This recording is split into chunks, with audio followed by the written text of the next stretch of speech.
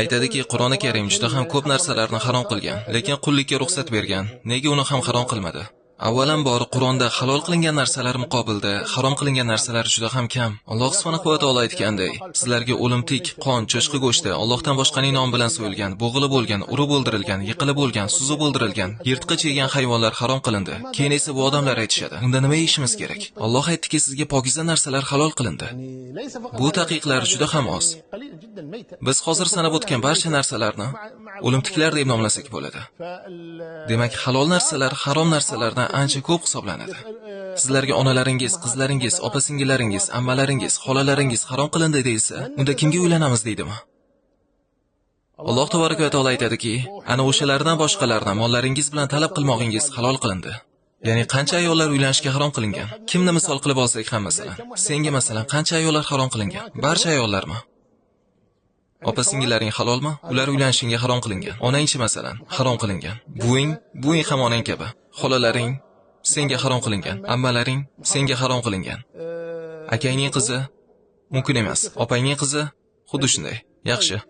Mana shu ayollar senga harom qilingan ekan. Lekin senga halol qilingan ayollar qancha? Bu yerdagi barchalarimizning qizlarimiz unga halol qilingan. Shunday emasmi?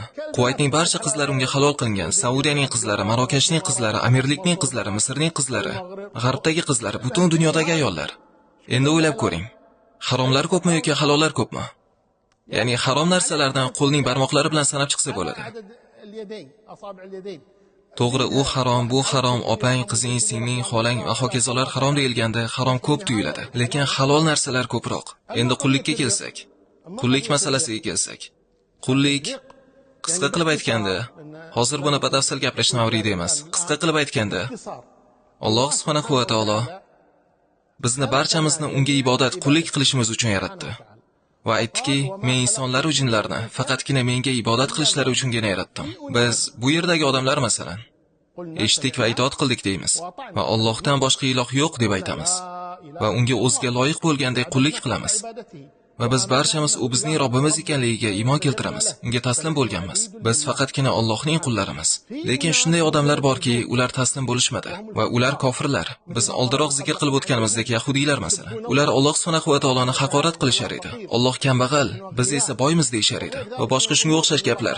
Alloh uchlikning uchinchisi. Ular Allohni haqorat qilishadi va unga qullik qilishmaydi. Shuning uchun ham ba'zi ulamolar aytishadiki, agar inson o'zining ixtiyori bilan Allohga qullik qilishdan bosh tortsa, unda Alloh uni albatta o'zining qullarining quli qilib qo'yadi. Bu ularga Allohdan jazo. Chunki ular unga dushmanchilik qilishar edi. Qullikka hayron bo'ladigan odamlar bilasizmi kimga o'xshashadi?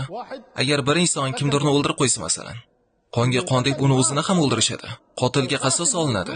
Shunda mana shu odamlar hayron bo'lishadi va axir bu jon-ku, ruh-ku deyshadi. Qanday qilib siz bir odamning jonini olishingiz mumkin? Lekin nega ular u odam boshlashdan o'zi ham qotil bo'lganiga qarashmaydi?